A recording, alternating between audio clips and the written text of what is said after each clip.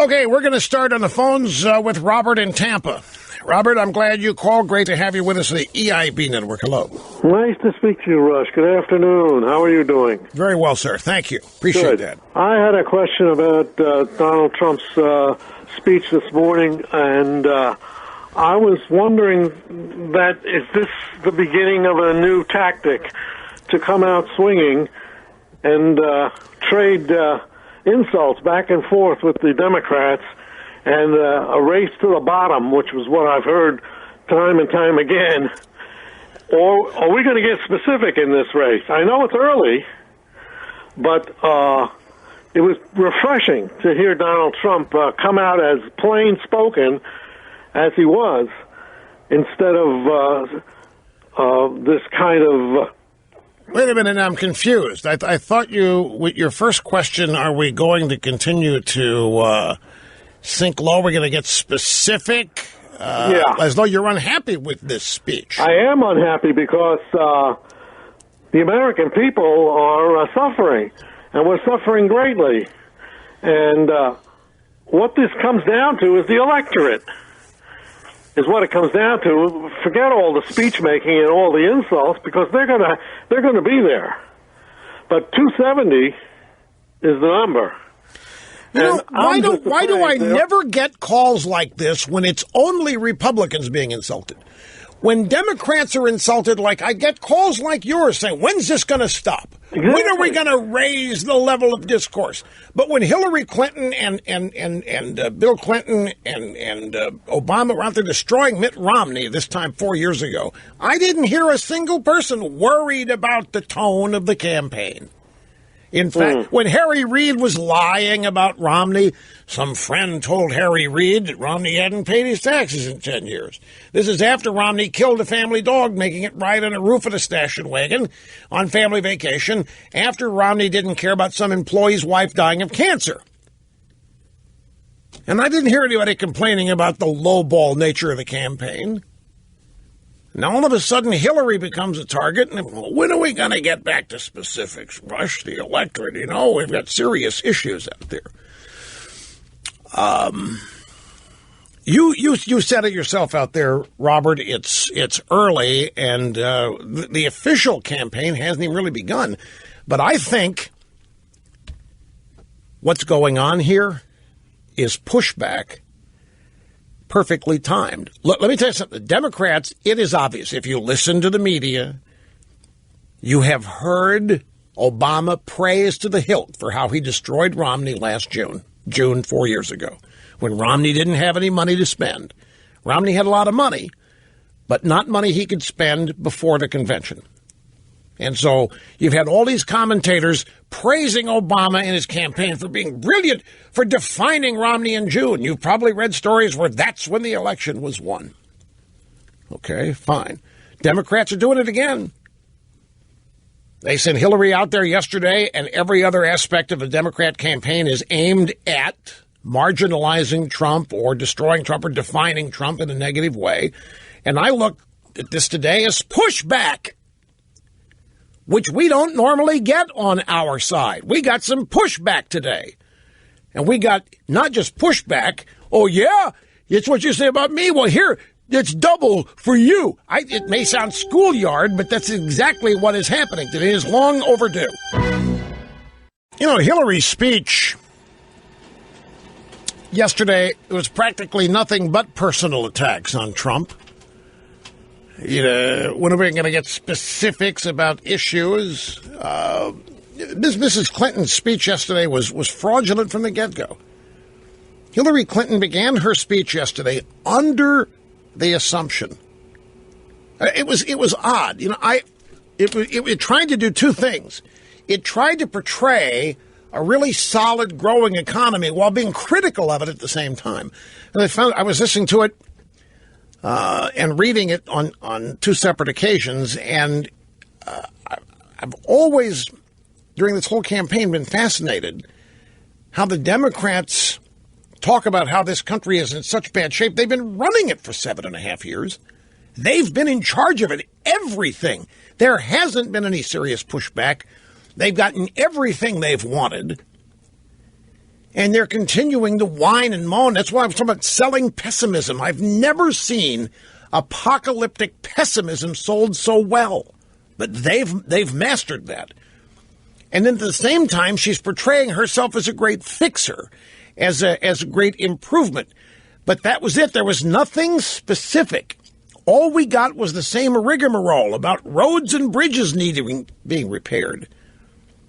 Well, I thought we fixed that with the first stimulus bill in 2009. I know, I'm being facetious. There wasn't any money that went to roads and bridges. That's the point. We've already been bled dry for that.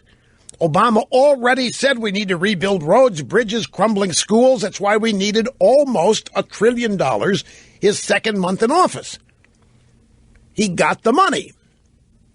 He's gotten pretty much, in the last budget, he got more than he asked for. So the Republicans could be seen as cooperative. So the Republicans would hope people would see them as making government work and making Washington work. So Obama got even more than he asked for. Tax revenue is coming in at a record clip, and the economy still has 94.7 million people not in the workforce. And Mrs. Clinton comes along and starts mouthing the same complaints about the economy that Obama mouthed during his campaign and even after he had been inaugurated. So I'm sitting here and I marvel at this. How did they get away with this? And I say to myself, it all comes down to one thing: good intentions. They always get the benefit of the doubt on good intentions. Their branding has been such that we are not supposed to examine the results. We're not supposed to look at the outcome of their governance, their policies. Doesn't matter. We're only supposed to look at their intentions, which is the same thing as looking at their big hearts. They love people. They want the best for people. Never mind it. They never deliver it. All that happens is the overall situation worsens for the greatest number of people. So you listen to Hillary make her speech and you just scratch your head. But there weren't any real specifics. It was all platitudinal things about how she's going to improve this and make that better. And I'm saying, what needs to be better? You guys have had 7.5 years of a run here at Utopia. Why isn't it a Utopia yet? You've had 7.5 years. How many more years do you need to perfect the human condition, which is what progressivism claims to be all about? How many more years do you need to get the economy right? How many more years do you need to accomplish what you want to accomplish? You've had 7.5 uninterrupted years. But she didn't get specific. All she did was impugn and malign Trump over and over again. And I didn't hear anybody after that speech whining and moaning about how Mrs. Clinton didn't get to the issues. And I didn't hear anybody whining and moaning about how Mrs. Clinton didn't get to the specifics. And I didn't hear anybody whining and moaning about how Mrs. Clinton took the campaign to the gutter. No, all we got, predictably so, from the usual drive-by suspects was what a great speech it was and how Hillary finally took it to that reprobate Trump. So Trump answers in kind today, did get specific on some issues as well. And all of a sudden now, as I say, here we are worried about the tone. Here we are worried that the campaign has descended into the gutter. Let me just tell you something. Half of this country's in the gutter. Have you ever spent any time on Twitter? It's a sewer. Sad to say, a lot of people react to it. Sad to say, a lot of people think that's what daily conversation is combat. I mean, you got to deal with what is. You can sit there and do one of two things. You can sit there and lament that our culture has gone to total rot and criticize the people who are rotten and have taken it there, or you can try to relate to them however you think you can, to try to convert them away from the Democrat Party, or to at least expose the people that support the Democrat Party as a bunch of frauds. But look, everybody has millennials on their minds, don't they? Everybody has the young vote on their minds. It seems axiomatic in every campaign. Well, I have to tell you, the millennials are a pretty pessimistic bunch. They're a pretty apocalyptic bunch. But the problem is they don't blame current office holders for it. They just think the country's run its course. They need to be told something different. You remember Thomas Sowell? I interviewed Dr. Sowell for the Limbaugh letter within the past year, and he said something to me that totally surprised me, which doesn't happen much. So much so that I gave it away before the issue was published and told you what he said. He said, you remember this? He said that he believed, he was really scared that if Iran attacked us with a nuclear weapon, that Barack Obama would not retaliate, that he would surrender. And I remember reacting in a shocked and surprised way. He said, Dr. Sowell, you surrender? I mean, I can understand maybe not replying. Surrender? He said, I really think he would, Rush. I think he would surrender. I think there is no way Obama would ever reciprocate in kind. There's no way Barack Obama would ever hit Iran in a similar way. And since Iran had shown that they're willing to nuclear hit us to stop the next one, he would surrender. And I said, you mean we would become a Sharia law satellite? He said, I'm scared to death that that's what would happen exactly. Well, where do you think today's millennials are? Let's take the universal millennials, the 18 to 34 demographic, and let's compare it to World War II, just for the fun of it. I'm not saying one's better than the other. When the Japanese attacked us, Pearl Harbor, and when, of course, FDR decided we need to enter European theater, what happened? We had the whole country mobilized behind the effort. Women started working in the factories. That's where Rosie Riveter comes into being. Our manufacturing engine just went into maximum high gear. We started producing airplanes and weapons and tanks and armaments. It was incredible the way this country ratcheted things up for the war effort. And even after 9/11, what happened after 9/11? How many young men immediately joined the military? What do you think would happen? Here we are in Barack Obama's America in 2016. We've had how many terrorist attacks here? We've had at least one a year since Obama's been in office. Now, we've not had mass like 9/11. We haven't had anything like Pearl Harbor. But do you detect, after any one of them, any scintilla of emotion that says retaliate? The exact opposite, is it not? Do we not start looking at reasons why we're to blame for it? Do we not looking for reasons to justify why, for example, Mateen did it? Or the San Bernardino too? Do we not start asking, why do they hate us so much? So the question is so all right, not just on Obama, but if something like that did happen, do you think the military-aged segment of our population, look, you can't, okay, do you think that there would be a majority mindset for retaliating?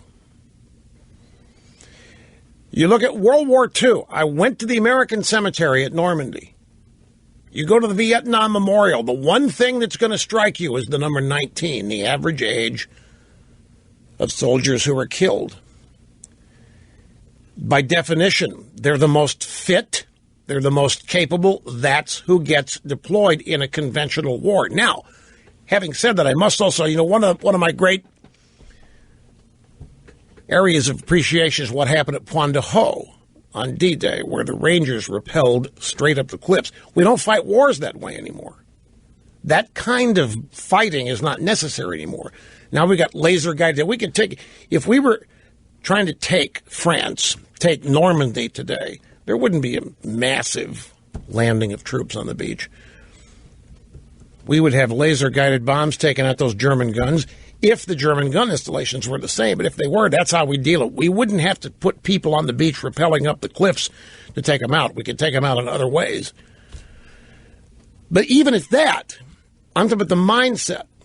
What percentage of the 18 to 34 population today, if we were seriously attacked by a genuine enemy that was without question an act of war, what do you think the mindset would be?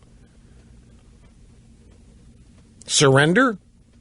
Or, no, we can't, that would just make it worse. We can't, no. If we retaliate, it's going to expand it. It's going to make it worse. Whatever. Dr. Soul is of the opinion that we don't have a national mindset today that would mobilize in defense of the country, that it's a cultural thing. Now, this is a long, circular way of getting back to these two speeches, Hillary's and Trump's today. And our first caller thinking, when are we going to get to the substance? When are we going to stop the name-calling? And so name-calling is how people communicate today of a certain age. It just is. And if that's the group you want to reach, if that's the group that you want to learn what you think, you got two ways you can do it. You take the high road and hope that the high road's attractive and they come to you, or you can speak their language and start talking about your enemy the way they talk about theirs as a way of relating to them.